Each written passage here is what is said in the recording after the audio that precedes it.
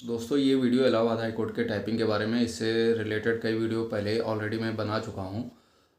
Last time में कुछ चीज़ें मुझे लगा बहुत सारे लोग डाल रहे हैं यूट्यूब पे अलग अलग तरीके से बताने का।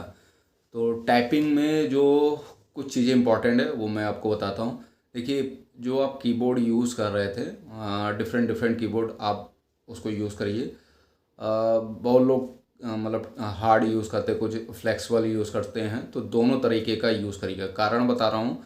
कारण ये है कि अगर वहाँ मान लीजिए एकदम स्मूथ वाला मिल गया तो आपकी कहीं ना कहीं जो स्पीड होगी वो मतलब जो उंगलियाँ होंगी वो कहीं ना कहीं दिक्कत करने लगेंगी। मतलब ज़्यादा तेज़ आपने जो प्रैक्टिस करी होगी वो अपने लेवल पे मतलब कहीं हार्ड होगा, कहीं स्मूथ होगा, तो उस हिसाब से आपने प्रैक्टिस करी होगी, तो वहाँ पे उंगलियाँ भागेंगी। ठीक, तो उससे क्या करना है कि आपको दोनों तरीके से कीबोर्ड पे आप प्रैक्टिस कर ही रहे होगे अगर आप अच्छी तरह जानते होगे।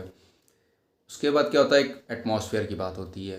देखिए, अगर आप कोचिंग ज्वाइन करे होंगे तो आपको बिल्कुल टेंशन लेने की तो ज़रूरत है नहीं। अगर आपने कोचिंग इन द सेंस का मतलब है कि आप टाइपिंग को जा रहे होंगे, टाइपिंग इंस्टीट्यूट, तो आपको किसी प्रकार का दिक्कत नहीं होने वाला है। अब आती है स्पीड की, तो स्पीड मायने रखता है। अगर किसी ने लेट तैयारी करी है तो वो वहाँ पे जाके कहीं ना कहीं उसको नर्वस फील होगा, है ना, कहीं ना कहीं हेजिटेशंस होगी कि होगा कि नहीं होगा। तो ये मतलब एक नॉर्मल सी बात है कि अगर आपने पहले से तैयारी नहीं करी है, पहले से तैयारी का इन द सेंस का मतलब है आप रिजल्ट आने के बाद आपने तैयारी स्टार्ट करी होगी, तो कहीं ना कहीं आपको वहाँ पे दिक्कत होने वाली है। इतनी नहीं होगी लेकिन होगी, क्योंकि वहाँ पे जो प्रेशर होता है, कीबोर्ड की आवाज़ जो होती है वो बहुत मायने रखती है। वहाँ पे आप कैसे हैंडल करते हो ये इम्पॉर्टेंट है। फिर आता है ज़्यादा से ज़्यादा वीडियो देखना, उसके बाद अपने दिमाग में बहुत सारे क्वेश्चन क्रिएट कर लेना। उसका कारण क्या है, जैसे कोरोना हुआ था, कोरोना में क्या था कि बीमारी थी, लेकिन इतना लोगों ने यूट्यूब पे वीडियोस देखा, इतना अफवाहें सुनी कि वो कहीं ना कहीं जो नहीं भी कोरोना से ग्रसित था वो भी बेचारा कोरोना से ग्रसित हो गया। तो इसी तरीके से टाइपिंग में भी है कि बहुत सारे लोग अपने अपने तरीके से व्यूज़ दे रहे होंगे और उसी हिसाब से आपके दिमाग में वो मतलब दिमाग में भ्रम भी फैला होगा कि होगा कि नहीं होगा, है ना।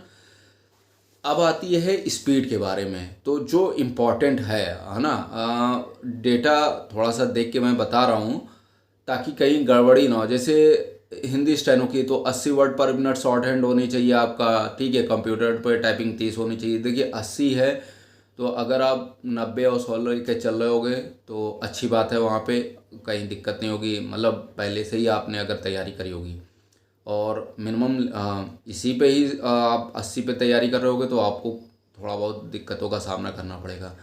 तो अगर अभी भी मान लीजिए आपने पहले से मतलब दिमाग में बनाया होगा कि 90 और 100 की स्पीड कर रहे होंगे तो कोई दिक्कत नहीं है। अब आती है टाइपिंग का, जो मतलब टाइपिंग दिया हुआ है, तो इसको मिनिमम 35 से 38 के बीच में रखिएगा, तब वहाँ पे 30 पे गिरेगा। होता क्या है कि कभी कभी आप बहुत तेज़ स्पीड मतलब अच्छी खासी आपकी टाइपिंग स्पीड होती है और वहाँ पे जाके गड़बड़ होने लगता है। मतलब टाइपिंग की स्पीड को कंट्रोल करने के चक्कर में आप गलतियाँ कर जाते हैं। तो पहले से ही वहाँ जाने से पहले आप सेट कर लीजिएगा, 30 पे नहीं रखिएगा। मतलब आप अपनी यहाँ पे अच्छी खासी स्पीड निकाल लीजिएगा ताकि वहाँ ना दिक्कत हो। यहाँ पे अगर आपकी 30 निकल ली तो वहाँ ऑब्वियस सी बात है कम हो जाएगा, क्योंकि वहाँ पे क्या होता है कि ज़्यादा से ज़्यादा डर लगने लगता है कि होगा कि नहीं होगा, ये बहुत सारा दिमाग में चलता है। तो इस चीज़ को आप दिमाग में रख के, अभी मतलब है समय तो है ही आपके पास, है ना। मतलब इधर मान लीजिए आज 25 तीन दिन इधर और 4 दिन उधर, ठीक है, 7-8 दिन का समय है, तो आप अभी भी स्पीड को मेंटेन कर सकते हैं। ज़्यादा टाइपिंग 10-10 12-12 घंटे नहीं करिएगा, कहीं ना कहीं वो दिमाग में बहुत ज़्यादा डाउट्स होने लगेंगे और दिक्कत होने लगेगी। तो अगर जो शुरुआत से प्रैक्टिस कर रहा है तो नॉर्मल प्रैक्टिस करता रहें, ठीक है। अच्छा, अब बात आती है हिंदी वाली, जो 2530 वर्ड पर मिनट दिया गया है ग्रुप सी वाले में, ठीक। तो उसमें क्या है कि 25 आप कर रहे हो और 30 कर रहे हैं, तो इसमें क्या है कि स्पीड की जो लेवल है 25-30, इसको थोड़ा सा बढ़ा दीजिए, है ना। और डिफरेंट डिफरेंट मैटर्स को आप खूब टाइप करिए। वहाँ पे बहुत सारे यूट्यूब पे वीडियोस पढ़ रहे हैं कि इस तरीके से टाइप कर रहे हैं, उस तरीके से टाइप कर रहे हैं। देखिए, ज़्यादा वीडियो देखने से भी दिक्कत होती है और कम देखेंगे तो हाई है, लेकिन ज़्यादा वीडियो टाइपिंग से रिलेटेड आप देखेंगे तो कहीं ना कहीं दिक्कत हो जाएगा। तो जो आप मेंटेन स्पीड करके चल रहे हैं बस उसी पे ही फोकस कर रखिएगा, ज़्यादा टेंशन लेने की ज़रूरत है नहीं किसी भी प्रकार की, है ना। तो ये एक नॉर्मल सी चीज़ें थी जो मुझे लगा बताना चाहिए। और एग्ज़ाम में प्रेशर ज़्यादा नहीं बनाइएगा। देखिए, मेंटेन अगर आपकी स्पीड है, आपने कायदे से शुरुआत से मेहनत करी होगी, टाइपिंग की शुरुआत से मेहनत करी होगी, तो आपको नो डाउट वहाँ पे कोई दिक्कत नहीं होने वाली है। दिक्कत उनको होती है जो लेट तैयारी करते हैं और भड़बड़ मचा देते हैं, तो उनके लिए ये समस्याएं होने लगती हैं, है ना।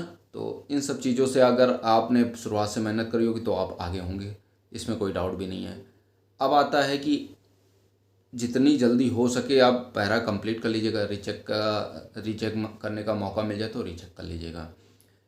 ज़्यादा टेंशन लेके टाइपिंग मत करिएगा कि हाँ बिल्कुल, मतलब देखिए सभी को निकालना ही है, लेकिन ये हो के कि नहीं बिल्कुल मतलब दिमाग लगा के नहीं होगा तो क्या होगा। तो देखिए, आपने अपना बेस्ट करा है तो वहाँ पे जाके कहीं दिक्कत नहीं होने वाली है। जिसने यहाँ पे अच्छी स्पीड निकाली वो वहाँ पे आराम से निकाल जाएगा। यहाँ ज़्यादा डिफरेंस नहीं आता है। अगर मान लीजिए 30 है तो 35 अगर आप निकाल लें तो आराम से 30 आ जाएगी। ये टेंशन लेने की ज़रूरत बिल्कुल नहीं है, ठीक है। तो बाकी कोई डाउट होगा तो आप मेरे से पूछ सकते हैं।